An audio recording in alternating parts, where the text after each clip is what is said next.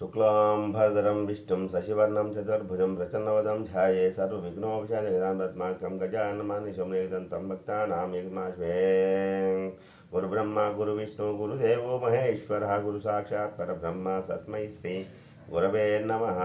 मा गुरुभ्यो नमः। सीताराम गुरुभ्यो मा गुरुभ्यो नमः। साई राम गुरुभ्यो नमः। साई राम दास गुरुभ्यो साई शर्म गुरुभ्यो नमः। माता लक्ष्मी मातायै नमो नमः। తల్లి నిన్ను దలంచి పుస్తకం చేతన్ భూనితి నీవు నా ఎల్లం బంధు నిజం పరమగా ముక్తి శిశిద్దంబల్ శోభిల్లం బల్కుం నాదు వాకనం సంప్రీతిన్ కులాదాక్షి సరస్వతి భగవతి నిశేషజాడ్యాప.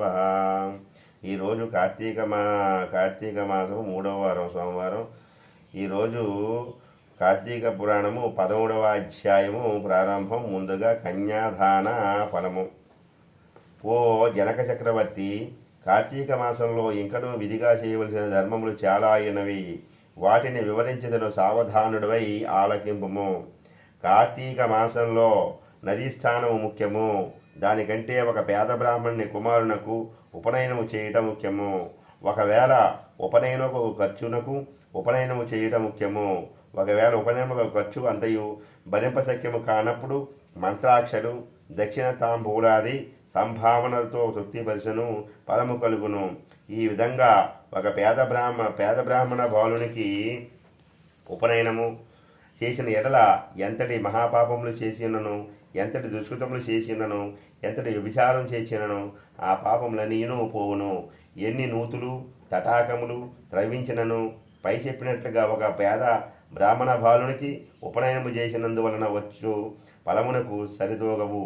అంతకన్నా ముఖ్యమైనది కన్యాదానము. కార్తీక మాసమందు భక్తి శ్రద్ధలతో కన్యాదానము చేసిన ఎడ్ల తాను తరించటయేగాక తన పితృదేవతలను కూడా తరింపజేసిన వాడగును. ఇందులోకొక ఇతిహాసం గలదు, చెప్పెదను, శ్రద్ధగా ఆలకింపము. సువీర చరిత్రము. ద్వాపర యుగంలో వంగదేశంలో గొప్ప పరాక్రమవంతుడు సూర్యుడు అయిన సువీరుడనే ఒక రాజుండెను. అతనికి రూపవతి అను భార్య గలదు. ఒకసారి సువీరుడు శత్రురాజులసే ఓడింపబడిన వాడై భార్యతో అరణ్యమునకు పారిపోయి ధనహీనుడై నర్మదా నదీ తీరమందు ఒక పర్ణశాలను నిర్మించుకొని కందమూల ఫలాదులను భక్షించుచు కాలం గడుపుచూ ఉండెను. కొన్ని రోజులకు అతని భార్య ఒక బాలికను కనెను. ఆ బిడ్డను అధికారభంతో వారు పెంచుతూ ఉండిరి. క్షత్రియ వంశమందు జన్మించిన ఆ బాలికను ఆహారాది సదుపాయములు సరిగా లేకపోయినప్పటికీ శుక్లపక్ష చంద్రుని వలె దినదినాభివృద్ధి నొందుచు అధికారాభంతో పెరుగుచూ ఉండెను. ఆమె చూచువాళ్లకు కనుల పండుగగా ముద్దులకు ఆ మాటతో చాలా ముచ్చటగా ఉండెను.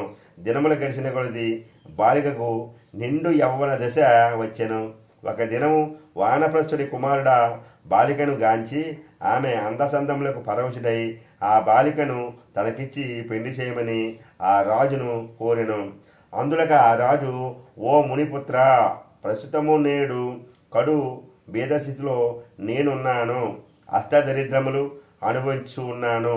మా కష్టములు తొలగటకు గాను నాకు కొంత ధనం ఇచ్చినేలా నా కుమార్తెనిచ్చి పెండు చేతునని చెప్పగా తన చేతిలో రాగపైసను లేకపోడిసే బాలికపైనున్న మక్కువతో ప్రేమతో ఆ మునికుమారుడు నర్మదా తీరమున కుబేరుని గూర్చి ఘోర తపమాచరించి కుబేరుని మెప్పించి ధనపాత్ర సంపాదించెను. రాజు ఆ పాత్రను పుచ్చుకొని సంతోషించి తన కుమార్తెను ఆ మునికుమారునికిచ్చి పెండి చేసి నూతన దంపతులను ఇద్దరిని అత్తవారింటికి పంపెను. అటులా మునికుమారుడు భార్యను వెంటబెట్టుకుని వెళ్ళి తల్లిదండ్రులను నమస్కరించి అంత వందకు జరిగిన వృత్తాంతము చెప్పి భార్యతో సుఖమును అనుభవించుండెను. సువీరుడు మునికుమారుడిచ్చిన ధనపాత్రను తీసుకుని స్వేచ్ఛగా ఖర్చు పెట్టిచు భార్యతో సుఖంగా ఉండెను. అట్లా కొంతకాలం జరిగిన తర్వాత ఆ రాజు భార్యామణి మరొక బాలికను కూడా గనెను. ఆ బిడ్డ కూడా యుక్త వయసు రాగానే మరలా ఎవరైనా ధనమునకు అమ్మవచ్చిన నాశతో ఎదురు చూచి ఉండెను ఆ రాజు. ఒకనొక సాధు పొంగవుడు తపతీ నదీ తీరము నుండి నర్మదా నదీ తీరమునకు స్థానార్థమై వచ్చుచు దారిలోనున్న సువీరుని కలుసుకొని, ఓయి నీవెవ్వడు, నీ ముఖ వర్చస్సు కూడా రాజవంశం నందు జన్మించిన వాని వలె ఉన్నావు. నీవి అరణ్యమందు భార్య బిడ్డలతో నివసించుటకు కారణమేమి అని ప్రశ్నించగా సువీరుడు, మహానుభావ, నేను వంగదేశం నేలుచుండడి సువీరుడను రాజును, నా రాజ్యమును నా శత్రువులు ఆక్రమించుసే భార్య సమేతంగా నేను ఈ అడవిలో నివసించున్నాను. దరిద్రము కంటే కష్టమేదీను లేదు, పుత్రశోకము కంటే గొప్ప దుఃఖము లేదు, అట్లనే భార్య వియోగము కంటే గొప్ప సంతానము దొరకలేదు. అందుసే రాజవస్తుడైనందున ఈ కారణంలో సకుటుంబంగా బ్రతుకున్నాను. నాకు 2 కుమార్తెలు. అందు మొదటి కుమార్తెను ఒక మునుగు తిరిగి వచ్చి వాని వద్ద కొంత ధనమును పుచ్చుకుంటుని దానితోనే ఇంతవరకు కాలక్షేపం చేయించు ఉన్నాను అని చెప్పగా, ఓ రాజా, నీవు ఎంతటి దరిద్రుడైనను ధర్మసూక్ష్మములు ఆలోచింపక కన్యను నమ్ముకుంటివి. కన్యా విక్రయము మహాపాతకంలో ఒకటి. కన్యను విక్రయించిన వారు అసిపట్టనవ మను నరకమును అనుభవించరు. ఆ దవ్యంతో దేవముని పితృదేవత ప్రీత్యతము ఏ వ్రతము చేసినను వారు నశించరు. అదియునుగాక కన్యా విక్రమం చేసిన వారికి పితృదేవతలు పుత్ర సంతతి కలగకుండా శపించరు. అట్లనే కన్యను ధనమిచ్చుకొని పెండ్లాడిన వారు చేయు గృహస్థ ధర్మములు అర్థమవుతాయేగాక అతడు మహానరకం అనుభవించు. కన్యా విక్రమం చేసిన వారికి ఎట్టి ప్రాయశ్చిత్తం లేదని పెద్దలు వక్కాణించే ఉన్నారు. కావున రాబోయే కార్తీక మాసమున నీ 2వ కుమార్తెను నీ శక్తి కొలది బంగారు అభరణంతో అలంకరించి సదాచార సంపన్నకు ధర్మబుద్ధి గలవానికి కన్యాదానం చేయము. అట్లా చేసిన ఎడ్ల గంగాస్నానం వహించిన ఫలము, అశ్వమేధ యాగం చేసినంత ఫలము పొందుడేగాక మొదటి కన్యను అమ్మిన దాని పాపఫలము కూడా తొలగిపోవునని రాజులకు హితోపదేశం చేయగా, అందుక రాజు చిరునవ్వు, ఓ మునివర్యా, దేహ సుఖము కంటే దాన ధర్మం వలన వచ్చు ఫలము ఎక్కువ. తాను బ్రతికుండగా భార్య బిడ్డలతోనూ సిరి సంపదలతోనూ సుఖంగా ఉండక చనిపోయిన తర్వాత వచ్చి ఏదో మోక్షం కొరకు ప్రస్తుతమైన అవకాశమును చేతులారా జారవిడమంటారా? ధనము బంగారము కలవారి ప్రస్తుతం లోకంలో రాణింపగలరు కానీ ముక్కు మూసుకుని నోరు మూసుకుని బక్క చిక్కి శల్యమైన వారిని లోకం గుర్తిస్తుందా, గౌరవిస్తుందా? ఐహిక సుఖములే గొప్ప సుఖములు కాన నా 2వ కుమార్తెను కూడా నేను అడిగినంత ధనం ఎవరిస్తారో వారికే ఇచ్చి పెళ్లి చేదును కానీ కన్యాదానము మాత్రం చేయను అని నిక్కచ్చిగా నిడను. ఆ మాటకు సన్యాసి ఆశ్చర్యపడి తన దారిని తాను వెడలిపోయాను.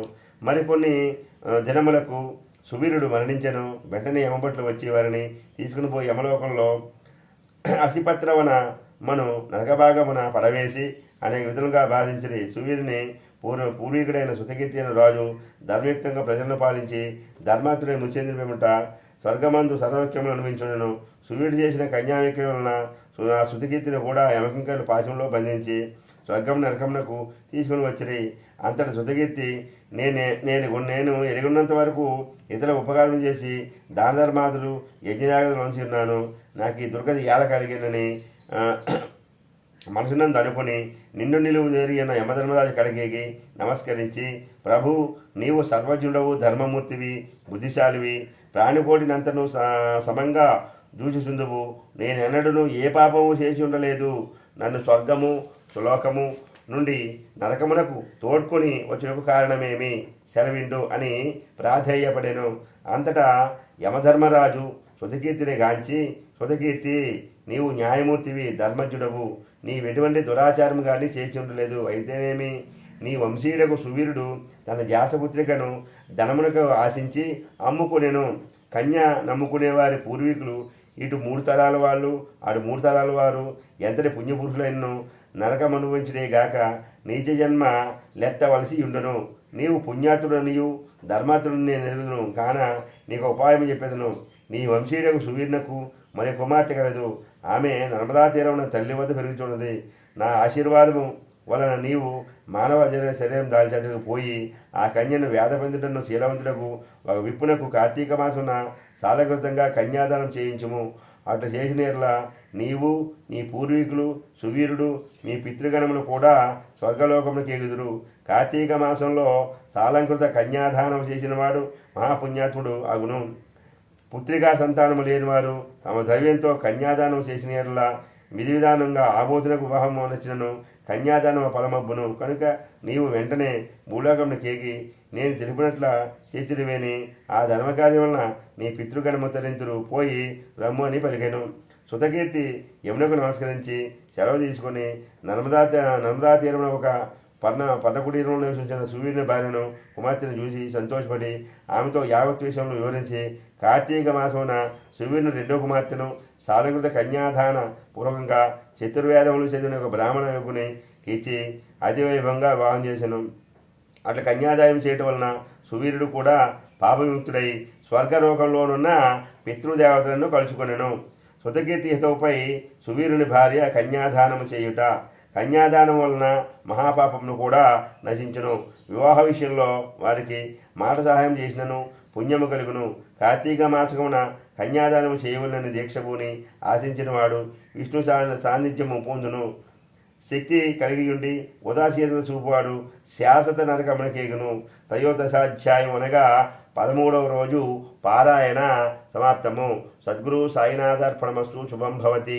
అఖిలాండకోటి బ్రహ్మాండ నాయక రాజాదిరాజ యోగిరాజా పరబ్రహ్మ శ్రీ సత్యనారాయణ గురు సాయినాథ్ మహారాజ్ కి జై. ఓం నమ శివాయ. హర హర మహాదేవ శంభో శంకర.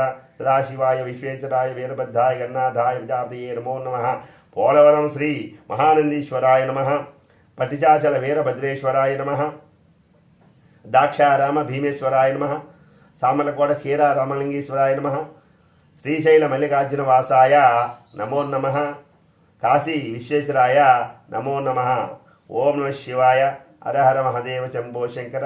సదాశివాయ విశ్వేశ్వరాయ వీరభద్రాయ గన్నాథాయ ప్రజాపతయే నమో నమః. సర్వం శ్రీ పరమేశ్వరార్పణమస్తు. శుభం భవతి.